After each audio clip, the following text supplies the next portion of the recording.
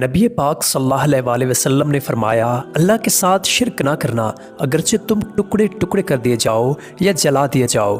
شرک کا مطلب ہوتا ہے شریک کرنا، یعنی اللہ کی ذات میں کسی کو شامل کرنا۔ اللہ پاک ایک معبود ہے اور اس کے سوا کوئی عبادت کے لائق نہیں، وہی ہمارا خالق اور مالک ہے، اور جب اللہ کا کوئی حصے دار نہیں تو اس کے سوا ہمیں کوئی نفع یا نقصان نہیں پہنچا سکتا۔